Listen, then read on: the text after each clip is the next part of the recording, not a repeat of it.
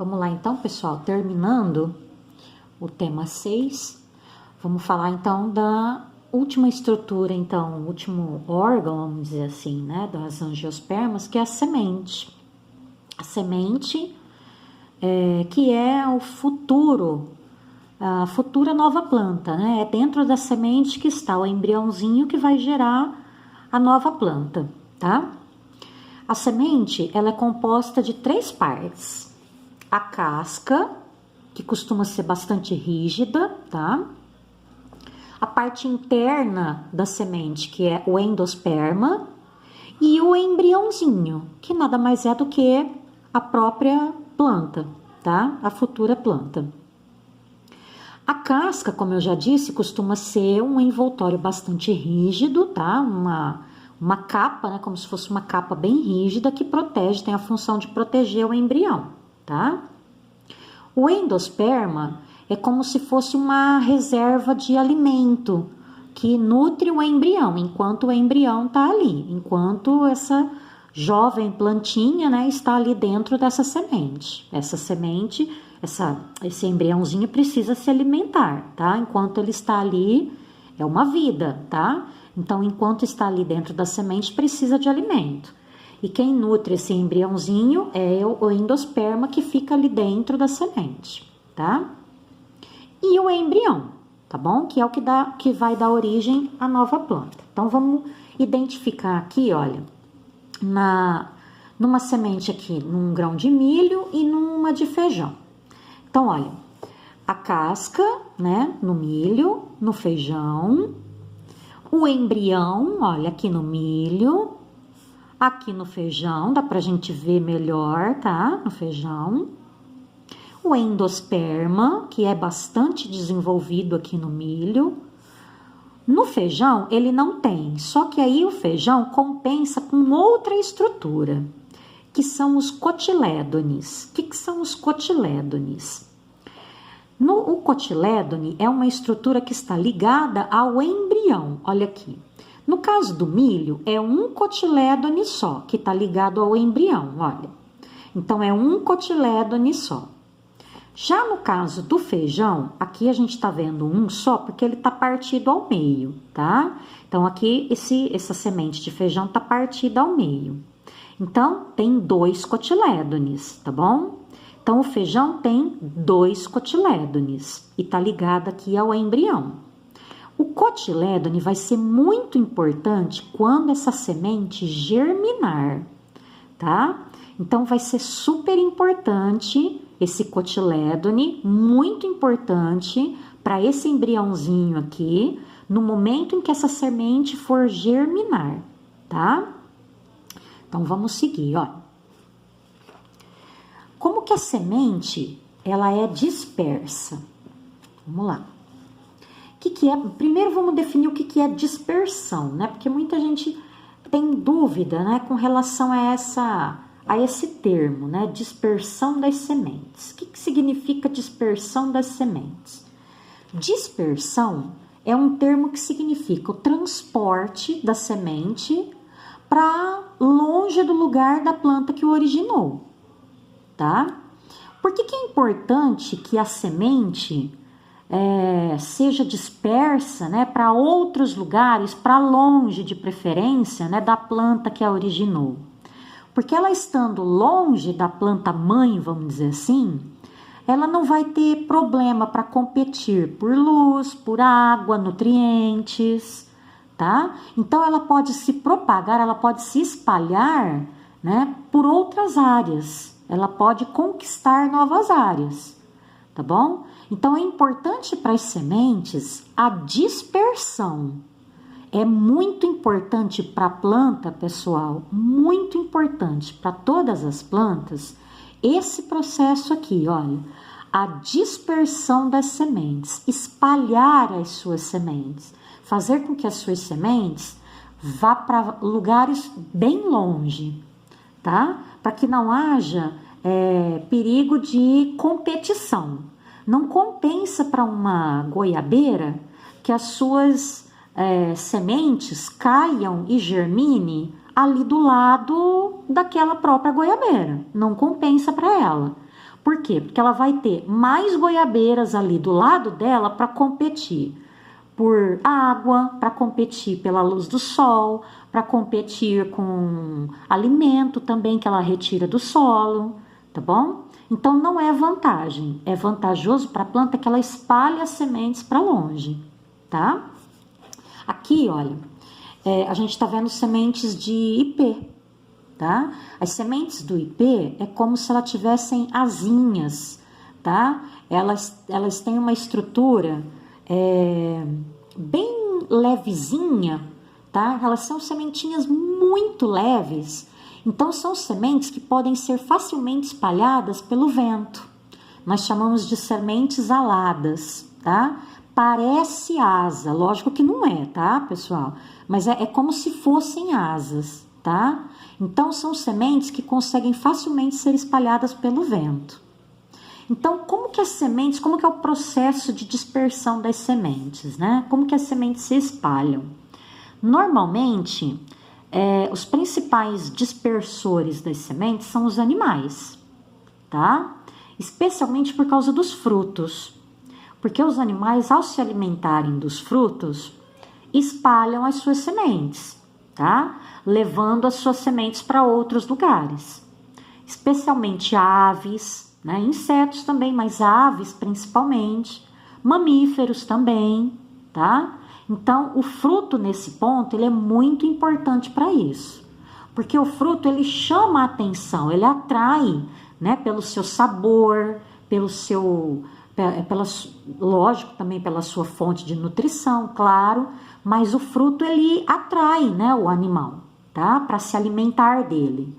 Só que com isso, ao mesmo tempo em que ele está se alimentando, ele também vai estar ajudando a planta, tá? Então, o fruto, ele além de alimentar o animal, ele também vai estar ajudando, né, a planta a fazer com que a semente vá ser espalhada, né, pelo animal que está comendo aquele fruto, vá ser espalhada para outros lugares. Como que esse animal pode espalhar esse fruto? O animal, ele pode pegar esse fruto, comer o fruto e jogar fora a semente, ou então o animal, ele pode até comer o fruto com a semente, e nas fezes do animal, muitas vezes a semente, ela nem é digerida, tá? Nem se faz a digestão da semente. Então, a semente, às vezes, sai nas fezes do animal, tá? Então, aí, saindo nas fezes do animal, a semente, pronto, ela vai cair ali no solo e ela vai possivelmente entrar no processo de germinação. Ela possivelmente poderá germinar, tá bom? Então, é assim que normalmente os animais costumam dispersar as sementes, tá? Se alimentando dos frutos, principalmente. Então, a gente tem como agentes de dispersão das sementes. Além do vento, a gente tem os animais e a gente tem a água também, tá? A água também pode ajudar no processo de dispersão das sementes, tá bom? Vamos falar então agora do processo de germinação da semente. Como que acontece o processo de germinação? Assim que a semente chega na terra, chega no solo, né? Assim que ela cai no solo, na terra, ela já vai germinar imediatamente? Não, não é assim. É muito comum, quando a gente estuda no terceiro, quarto ano, né? Terceiro, quarto ano, quinto ano, é muito comum vocês fazerem aquela experiênciazinha do feijão, né? Da semente de feijão, para ver o processo de germinação da semente, né? Uma experiênciazinha da semente do feijão no algodão, né? Não sei se vocês chegaram a fazer, mas é muito comum isso, essa experiênciazinha. É uma experiênciazinha muito simplesinha, mas ela mostra bem assim como acontece o processo de germinação, tá? Bom, a semente, normalmente, ela vai passar por um período de dormência, tá? Então, Quando ela cai no solo, dificilmente ela já entra no processo de germinação. Primeiramente, ela entra num período de dormência, tá? Então, ela, por um certo período, ela fica inativa, tá? Fica inativa, sem atividade nenhuma, passando por aquilo que a gente chama de um período de dormência, tá bom? Ela não se desenvolve. A partir do momento que a semente percebe que no solo tem condições ideais para ela se desenvolver, para ela germinar, aí então inicia o processo de germinação. Quais são essas condições ideais para ela poder se desenvolver, para a semente se desenvolver?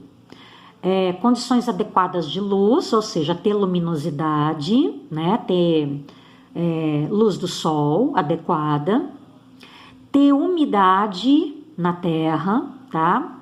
Então, se a terra tiver muito seca, ela não vai germinar. Mas se por acaso começou a chover, aí a terra começou a ficar mais úmida, ótimo, já melhorou as condições. Ah, mas está muito frio, a temperatura está muito baixa, então ela não vai germinar também. Só que aí passou mais um tempo, a temperatura esquentou, aumentou um pouquinho. Então, já melhorou a condição de temperatura também. Então, precisa ter uma série de condições para que a semente encontre as condições ideais para que ela germine, tá bom? Então, só aí ela vai começar o processo de germinação. E como que acontece esse processo? Esse processo acontece em etapas. Quais são essas etapas? Então, vamos lá. Vamos lembrar da experiênciazinha para quem já chegou a fazer. Lembrar da experiênciazinha lá do grão de feijão, né? Da semente de feijão lá no algodão. O que a gente tem que fazer para a sementinha de feijão lá germinar, né? A primeira coisa que a gente vai fazer lá no algodãozinho, que a gente coloca lá o feijão, que é o que a semente na natureza vai fazer, é absorver água. Ela absorve água, então você tem que molhar muito o algodão, tem que encharcar o algodão de água, tá bom? Então a semente ela precisa de muita água. Então ela vai absorver muita água. Por que ela vai absorver água? Porque ela precisa inchar.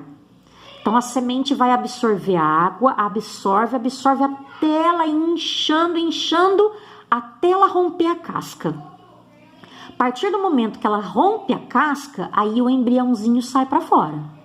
O embriãozinho sai para fora, aí ele desenvolve uma estruturinha chamada radícula, que é isso daqui, olha, essa estruturinha aqui, radícula, que vai ser a futura raiz, tá? Então, essa radícula vai ser a futura raiz. Essa radícula é a responsável por já fixar, né, essa plantinha aqui na terra, essa plantinha no solo, tá bom? Então, o embriãozinho começa, então, o seu desenvolvimento, já não tem mais semente, já é o embriãozinho, tá? A casca já se rompeu. Só que aí, no caso do feijão, como a casca se rompeu, o embriãozinho ficou com os cotilédones. Esses cotilédones, olha lá a importância dos cotilédones. Os cotilédones são eles que vão fornecer alimento para o embriãozinho enquanto essa plantinha não tiver folha para fazer fotossíntese. Porque por enquanto, olha, nesse caso aqui a plantinha já tem raiz, ela já está absorvendo água e sais minerais, tudo bem. Mas água e sais minerais não é alimento para a planta. Então a planta precisa de alimento também. Quem que está fornecendo esse alimento para a planta enquanto ela não tem folha? Os cotilédones, tá? Então, os cotilédones são reservas nutritivas que vão sendo fornecidas para o embriãozinho, para a plantinha, né? Enquanto ela não tem folha para poder começar a fazer fotossíntese. Mas com isso, olha, o caulezinho já vai se formando, vai crescendo e finalmente começam a surgir as folhas. A partir do momento que surgem as folhas, aí ela já começa a fazer fotossíntese. Aí já é uma planta formada, tá? Já é uma planta pronta, formada e que tende aí, já está desenvolvida e só tende aí a crescer, certo? É assim, então, o processo de germinação e desenvolvimento de uma planta angiosperma, tá bom? Esse último textinho aqui, aqui, olha, tem eu queria mostrar para vocês esse exemplo aqui do fruto do dente de leão. Dente de leão é uma plantinha, tá? E essa estruturinha aqui que a gente costuma, tem muito no meio do mato, né? Quando a gente anda, a gente pega a gente até pensa que é uma florzinha, mas isso daqui na verdade é um fruto, tá? Quando a gente pega e a gente assopra, sai tudo voando, parece umas pluminhas assim, né? Isso daqui é um fruto, tá? E aí quando a gente assopra, todas as sementinhas saem, né? E são levadas pelo vento, tá? É o fruto do dente de leão, tá bom? Então as sementinhas tem um formato, né? Como se fosse uma estrutura de umas pluminhas, tá? Que são facilmente dispersadas pelo vento, tá bom? Esse último texto aqui, pessoal, depois vocês façam uma leitura, tá? Aqui fala somente assim da importância das flores, dos frutos e das sementes na economia, na nossa alimentação, da importância das flores, principalmente como artigos de decoração, tá? E dos frutos e das sementes que são usadas aí, tanto na produção de muitos alimentos, né? E na produção de outros produtos também, tá? Que a gente usa aí no nosso dia a dia, tá bom? Mas aqui não é tão importante, não. O mais importante é até aqui na germinação das sementes, tudo bem? Então, assim a gente encerra o reino das plantas. Espero que vocês tenham gostado desse quarto reino de seres vivos. A partir da semana que vem, então, nós vamos começar a falar sobre animais. É o quinto reino, o reino dos animais. Aí nós vamos ficar bastante tempo falando sobre animais, tá bom? Não desanimem, pessoal. Continuem aí, foco, força, fé, vamos junto. A gente ainda vai continuar em mais algumas semanas com aulas virtuais e não é para desanimar, tá? Não pode desanimar, porque na volta, se Deus quiser, a gente volta aí e vamos pegar firme, tá? Pra gente encerrar o ano aí vendo o que a gente tiver para ver ainda, tá? No restante do livro que a gente tiver para ver. Então, a gente não pode desanimar, não, tá? Tudo bem? Como eu sempre digo, é para ver os vídeos, não se esqueçam, é para assistir os vídeos e qualquer dúvida pode me mandar mensagem, tá bom? Pouquíssimas pessoas, pouquíssimos alunos me mandam mensagem, pouquíssimos alunos me perguntam, tiram dúvida, tá? Eu quero que vocês me perguntem, que vocês me mandem mensagem, tira dúvida, tá bom? Quero que vocês me perguntem, eu estou aqui para isso, para ajudar vocês, tudo bem? Um beijo para todos, até semana que vem.